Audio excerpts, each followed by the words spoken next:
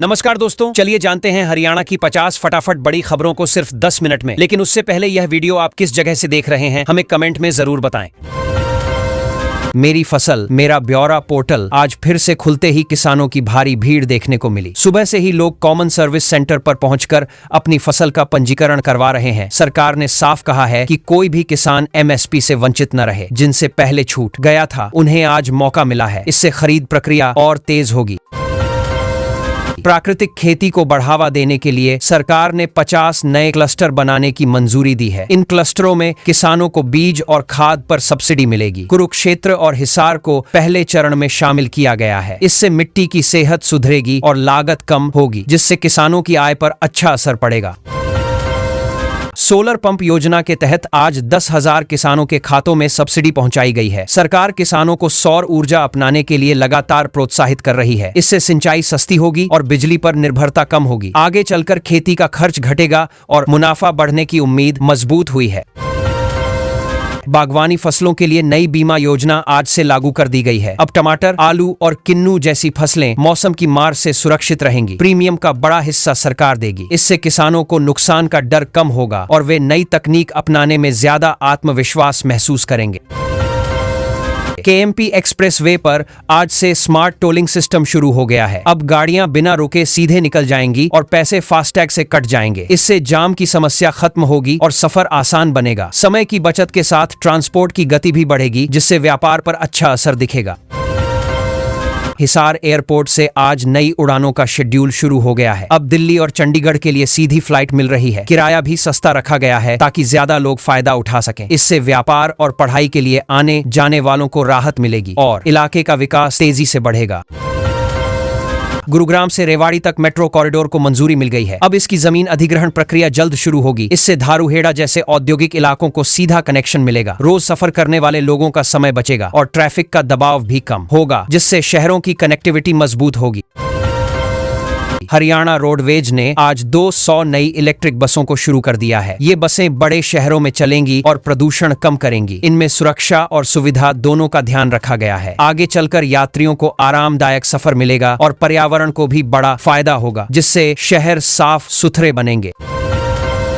सरकारी स्कूलों में स्मार्ट क्लासरूम का दायरा बढ़ा दिया गया है। अब 500 और स्कूलों में डिजिटल बोर्ड और टैबलेट से पढ़ाई हो रही है। इससे बच्चों को नई तकनीक से सीखने का मौका मिलेगा। आगे चलकर शिक्षा की गुणवत्ता बेहतर होगी और बच्चे प्रतियोगी परीक्षाओं के लिए ज्यादा तैयार हो पाएंगे। कौशल विकास मिशन के तहत आज 5,000 युवाओं को नौकरी मिली है। रोहतक में रोजगार मेले के जरिए कंपनियों ने सीधे चयन किया। सरकार ने सस्ते लोन की भी बात कही है ताकि युवा खुद का काम शुरू कर सकें। इससे बेरोजगारी घटेगी और युवाओं का आत्मविश्वास भी बढ़ेगा, जिससे राज्य की अर्थव्यवस्था मजबूत होगी। हरियाणा उदय पोर्टल पर आज 20 नई सेवाएं जोड़ दी गई हैं। अब लोग घर बैठे प्रमाण पत्र और राशन कार्ड से जुड़े काम कर सकते हैं। इससे सरकारी दफ्तरों की भीड़ कम होगी, लोगों का समय बचेगा और काम तेजी से होगा, जिससे व्यवस्था पारदर्शी और आसान बनेगी। डिजिटल डोर नंबरिंग का काम पूरे राज्य में पूरा हो गया है। अब हर घर को एक यूनिक आईडी मिल गई है, जिसे स्कैन किया जा सकता है। इससे सफाई, टैक्स और इमरजेंसी सेवाएं जल्दी पहुंचेंगी। आगे चलकर शहरों का मैनेजमेंट और बेहतर होगा और सुविधाएं समय पर मिलेंगी। खेलो हरियाणा प्रतियोगिता आज से शुरू हो गई है। पंचकुला में हजारों खिलाड़ी हिस्सा ले रहे हैं। सरकार ने पुरस्कार राशि भी बढ़ा दी है। इससे खिलाड़ियों को और मेहनत करने की प्रेरणा मिलेगी और राज्य में खेल का स्तर ऊपर जाएगा, जिससे भविष्य में बड़े खिलाड़ी निकलने की संभावना बढ़ेगी। पानीपत में नीरज चोपड़ा स्पोर्ट्स कॉम्प्लेक्स का काम तेजी से चल रहा है। अधिकारियों ने आज निरीक्षण किया और साल के अंत तक मुख्य सुविधाएं पूरी होने की उम्मीद जताई। यहां खिलाड़ियों को आधुनिक ट्रेनिंग मिलेगी, जिससे युवा बेहतर प्रदर्शन कर पाएंगे और अंतर्राष्ट्रीय स्तर पर पहचान बनाने के मौके बढ़ेंगे। आज हरियाणा में मौसम बदला हुआ नजर आया। कई जगह हल्की बारिश हुई और तापमान में गिरावट आई है। लोगों को गर्मी से राहत मिली है। मौसम विभाग ने आगे भी बारिश की संभावना जताई है, जिससे खेती और आम जीवन दोनों को राहत मिलेगी और गर्मी का असर कुछ दिनों तक कम रहेगा। हरियाली उत्सव के तहत आज पूरे राज्य में 1 लाख पौधे लगाए गए हैं। इसमें स्कूल और पंचायतों की भी भागीदारी रही। सरकार चाहती है कि हर व्यक्ति पेड़ लगाए। इससे आने वाले समय में पर्यावरण बेहतर होगा और गर्मी व प्रदूषण की समस्या धीरे धीरे कम होने की उम्मीद है।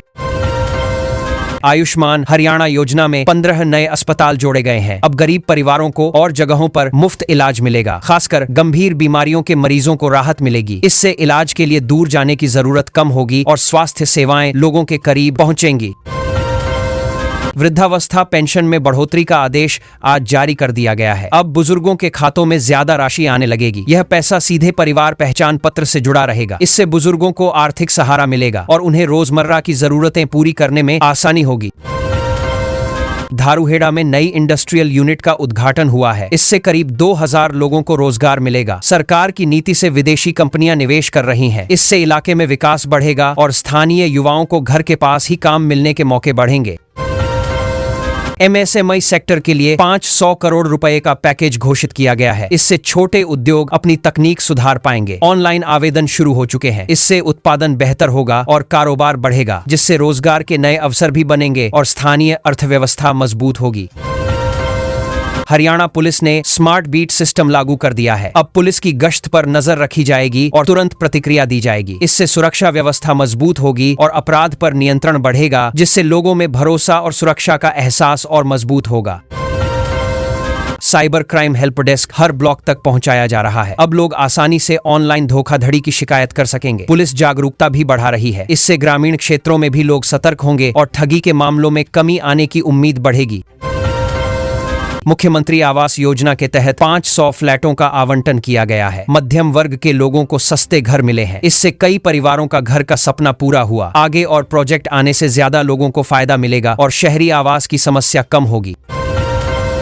वेस्ट टू एनर्जी प्लांट का ट्रायल शुरू हो गया है। यह रोजाना कचरे से बिजली बनाएगा। इससे कूड़े के ढेर कम होंगे और शहर साफ होंगे। साथ ही ऊर्जा का नया स्रोत भी मिलेगा, जिससे पर्यावरण और बिजली दोनों क्षेत्रों में सुधार देखने को मिलेगा।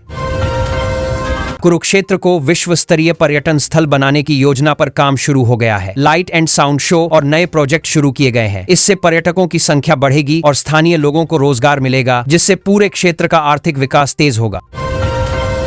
आज हरियाणा के कई जिलों में मौसम अचानक बदल गया। गुरुग्राम, फरीदाबाद, रेवाड़ी समेत 8 जिलों में येलो अलर्ट जारी हुआ। तेज हवाएं और बादल आने से तापमान गिरा और लोगों को गर्मी से राहत मिली। मौसम विभाग ने अगले 48 घंटे में बारिश और ओलावृष्टि की संभावना जताई है, जिससे गर्मी फिलहाल कम रह सकती है। आज नीट उग 2026 परीक्षा के लिए हरियाणा के कई शहरों में कड़ी सुरक्षा देखने को मिली। रोहतक, गुरुग्राम और कुरुक्षेत्र में छात्र समय से पहले केंद्र पहुंचे। प्रशासन ने धारा 144 लागू की और नकल रोकने के लिए बायोमेट्रिक और जैमर लगाए। इससे परीक्षा शांतिपूर्ण तरीके से कराने पर पूरा फोकस रखा गया। हरियाणा सरकार ने मुख्यमंत्री तीर्थ दर्शन योजना का नया चरण शुरू कर दिया है। बुजुर्गों को अयोध्या और वाराणसी जैसी जगहों की मुफ्त यात्रा कराई जाएगी। इसके लिए बस और ट्रेन की व्यवस्था की गई है। पहले आओ पहले पाओ के आधार पर चयन हो रहा है, जिससे बुजुर्गों में उत्साह बढ़ा है। हरियाणा रोडवेज में 500 नई इलेक्ट्रिक बसें शामिल करने की तैयारी पूरी हो गई है। ये बसें खासकर NCR क्षेत्रों में चलेंगी। बसों में GPS, CCTV और पैनिक बटन जैसी सुविधाएं होंगी। सरकार का लक्ष्य प्रदूषण कम करना और 2027 तक परिवहन को पूरी तरह पर्यावरण के अनुकूल बनाना है। मेरा पानी मेरी विरासत योजना के तहत किसानों को प्रोत्साहन राशि दी जा रही है। धान छोड़कर दूसरी फसल उगाने पर 7 रुपए प्रति एकड़ मिल रहे हैं। आज 20 से ज्यादा किसानों के खाते में पैसा भेजा गया। इससे भूजल स्तर बचाने और खेती में बदलाव लाने की कोशिश हो रही है। कुरुक्षेत्र को अंतर्राष्ट्रीय पर्यटन हब बनाने के लिए नया मास्टर प्लान शुरू हुआ है। ज्योतिसर और ब्रह्म सरोवर क्षेत्र में म्यूजियम, लेजर शो और बेहतर सुविधाएं बनाई जाएंगी। केंद्र से बजट मंजूरी भी मिल गई है। इससे पर्यटन बढ़ेगा और स्थानीय लोगों को रोजगार के नए मौके मिलेंगे। खेल नर्सरी योजना के तहत 100 नए कोचों की नियुक्ति की गई है। ये कोच कुश्ती, बॉक्सिंग और एथलेटिक्स में खिलाड़ियों को ट्रेनिंग देंगे। सरकार का लक्ष्य गांव स्तर से खिलाड़ियों को तैयार करना है, ताकि वे अंतर्राष्ट्रीय स्तर पर अच्छा प्रदर्शन कर सकें और हरियाणा की खेल पहचान मजबूत बनी रहे। हरियाणा में 500 गांवों में डिजिटल लाइब्रेरी खोलने की मंजूरी मिल गई है। पंचायत भवनों को लाइब्रेरी में बदला जाएगा। यहाँ युवाओं को मुफ्त इंटरनेट और पढ़ाई का सामान मिलेगा। इससे गांव के बच्चों को शहर जैसी सुविधाएं मिलेंगी और प्रतियोगी परीक्षाओं की तैयारी आसान होगी। फरीदाबाद और गुरुग्राम के बीच पॉड टैक्सी प्रोजेक्ट का सर्वे पूरा हो गया है। यह सोलर एनर्जी पर चलेगा और मेट्रो जैसा किराया रहेगा। इसका मकसद ट्रैफिक कम करना है। जल्द ही इसकी रिपोर्ट केंद्र सरकार को भेजी जाएगी, जिससे आगे काम शुरू हो सके। पशुपालन विभाग ने 50 मोबाइल वेटरनरी यूनिट्स शुरू की हैं। ये यूनिट गांव जाकर पशुओं का इलाज और टीकाकरण करेंगी। अब किसानों को दूर अस्पताल नहीं जाना पड़ेगा। एक कॉल पर सेवा घर तक पहुंचेगी, जिससे उनका समय बचेगा और पशुपालन से जुड़ा काम पहले से ज्यादा आसान हो जाएगा। सिरसा में जैविक खेती पर बड़ी कार्यशाला आयोजित की गई। किसानों को प्राकृतिक खेती के फायदे समझाए गए और मिट्टी की उर्वरता बढ़ाने के तरीके सिखाए गए। सरकार ने भरोसा दिलाया है कि जैविक उत्पादों के लिए बाजार भी उपलब्ध कराया जाएगा, जिससे किसानों की आय बढ़ाने में मदद मिल सकती है। हरियाणा पुलिस ने हरियाणा कवच अभियान शुरू किया है। इसमें लोगों को साइबर ठगी से बचने के तरीके बताए जा रहे हैं। स्कूलों और सोसाइटी में जागरूकता कार्यक्रम हो रहे हैं। साथ ही एक नया हेल्पलाइन नंबर भी जारी किया गया है, जिससे लोग तुरंत अपनी शिकायत दर्ज कर सकें और समय पर मदद मिल सके। हिसार एयरपोर्ट से उड़ान शुरू करने की तैयारी तेज हो गई है। टर्मिनल और सुरक्षा से जुड़े काम लगभग पूरे हो चुके हैं। जल्द ही दिल्ली, चंडीगढ़ और जयपुर के लिए फ्लाइट शुरू होने की उम्मीद है, जिससे लोगों को यात्रा में सुविधा मिलेगी और क्षेत्र का कनेक्शन भी बेहतर होगा। सोनीपत में स्पोर्ट्स गुड्स मैन्युफैक्चरिंग क्लस्टर बनाने की योजना को मंजूरी मिल गई है। यहां खेल उपकरण बनाने वाली कंपनियों को सुविधाएं दी जाएंगी। इससे स्थानीय उद्योग को बढ़ावा मिलेगा और हजारों युवाओं के लिए रोजगार के नए मौके तैयार हो सकते हैं। राशन कार्ड की KYC प्रक्रिया तेज कर दी गई है। सभी लोगों को 30 जून तक यह प्रक्रिया पूरी करने के लिए कहा गया है। राशन डिपो पर विशेष व्यवस्था की गई है, खासकर बुजुर्गों की मदद के लिए। इससे यह सुनिश्चित किया जा रहा है कि सही लोगों को ही सरकारी राशन का लाभ मिल सके। रोहतक में स्टार्टअप एक्सपो आयोजित किया गया, जहां युवा अपने नए आइडिया लेकर पहुंचे। कई निवेशकों ने इन प्रोजेक्ट्स में रुचि दिखाई और कुछ को फंडिंग का भरोसा भी मिला। इससे युवाओं को खुद का काम शुरू करने के लिए प्रेरणा मिल रही है और नए अवसर बनने की उम्मीद बढ़ी है। स्कूलों में समर कैंप के लिए नई गाइडलाइन जारी हुई है। समय सुबह 7 से 10 बजे रखा गया है। बच्चों को योग, पेंटिंग, संगीत और कोडिंग सिखाई जाएगी। यह पूरी तरह वैकल्पिक रहेगा। गर्मी को ध्यान में रखते हुए बच्चों की सुरक्षा और सुविधा पर खास ध्यान दिया गया है। HSVP ने नया ऑक्शन पोर्टल लॉन्च किया है। अब लोग मोबाइल से भी प्लॉट और प्रॉपर्टी की नीलामी में भाग ले सकेंगे। इसमें AI का इस्तेमाल किया गया है ताकि धोखाधड़ी रोकी जा सके। इससे पारदर्शिता बढ़ेगी और आम लोगों का भरोसा मजबूत होगा। निरोगी हरियाणा अभियान का दूसरा चरण शुरू हुआ है। PHC केंद्रों पर मुफ्त जांच हो रही है। शुगर, BP जैसी जांच की जा रही है। सरकार हर नागरिक का हेल्थ ID बनाना चाहती है, जिससे इलाज आसान हो सके और मेडिकल रिकॉर्ड डिजिटल रूप में उपलब्ध रहें। नूंह जिले में इंडस्ट्रियल पार्क बनाने का काम शुरू हो गया है। यहाँ ऑटोमोबाइल और इलेक्ट्रॉनिक्स कंपनियों के आने की तैयारी है। जमीन अधिग्रहण की प्रक्रिया चल रही है और कई बड़ी कंपनियों ने रुचि दिखाई है। इससे स्थानीय युवाओं को अपने ही जिले में रोजगार मिलने का रास्ता खुलेगा और इलाके की आर्थिक स्थिति धीरे धीरे मजबूत हो सकती है। पंचकूला को ग्रीन सिटी बनाने का प्रोजेक्ट शुरू हो गया है। शहर में सोलर पैनल लगाए जा रहे हैं और साइकिल को बढ़ावा दिया जा रहा है। जगह जगह पेड़ लगाए जा रहे हैं और स्मार्ट सेंसर से हवा की गुणवत्ता पर नजर रखी जा रही है। यह मॉडल सफल रहा तो दूसरे शहरों में भी इसी तरह की योजना लागू की जा सकती है। ग्राम संरक्षक पोर्टल पर नई रिपोर्ट आई है, जिसमें गांवों में सरकारी योजनाओं के काम में सुधार दिखा है। करीब 15% तक काम बेहतर हुआ है। अधिकारी सीधे मुख्यमंत्री को जानकारी दे रहे हैं, जिससे निगरानी मजबूत हुई है। इससे गांवों में योजनाओं का फायदा सही लोगों तक पहुंचने की व्यवस्था और बेहतर बन रही है। अंबाला कैंट में बन रहा वॉर मेमोरियल अब अंतिम चरण में है। यहाँ आधुनिक तकनीक से 1857 की क्रांति का इतिहास दिखाया जाएगा। ऑडियो विजुअल हॉल भी तैयार किया जा रहा है। यह जगह खासकर युवाओं को देश के इतिहास से जोड़ने और उन्हें प्रेरित करने के लिए तैयार की जा रही है। हरियाणा पुलिस का बीट सिस्टम अब पूरे राज्य में लागू हो चुका है। पुलिसकर्मी मोबाइल ऐप के जरिए गश्त की जानकारी अपडेट कर रहे हैं। इससे कंट्रोल रूम को हर गतिविधि की तुरंत जानकारी मिल रही है और रिस्पांस टाइम भी पहले से बेहतर हुआ है। लोगों को अब सुरक्षा व्यवस्था ज्यादा तेज और सक्रिय नजर आने लगी है। कुरुक्षेत्र विश्वविद्यालय में नए व्यावसायिक कोर्स शुरू किए गए हैं। इसमें AI, डेटा साइंस और रिन्यूएबल एनर्जी जैसे आधुनिक विषय शामिल हैं। ये कोर्स नौकरी को ध्यान में रखकर बनाए गए हैं। छात्रों के लिए ऑनलाइन आवेदन शुरू हो गया है, जिससे उन्हें भविष्य के हिसाब से बेहतर स्किल सीखने का मौका मिलेगा।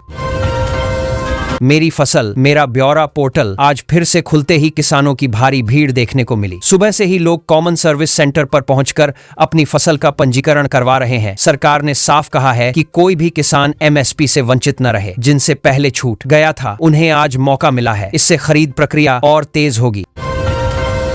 प्राकृतिक खेती को बढ़ावा देने के लिए सरकार ने 50 नए क्लस्टर बनाने की मंजूरी दी है। इन क्लस्टरों में किसानों को बीज और खाद पर सब्सिडी मिलेगी। कुरुक्षेत्र और हिसार को पहले चरण में शामिल किया गया है। इससे मिट्टी की सेहत सुधरेगी और लागत कम होगी, जिससे किसानों की आय पर अच्छा असर पड़ेगा।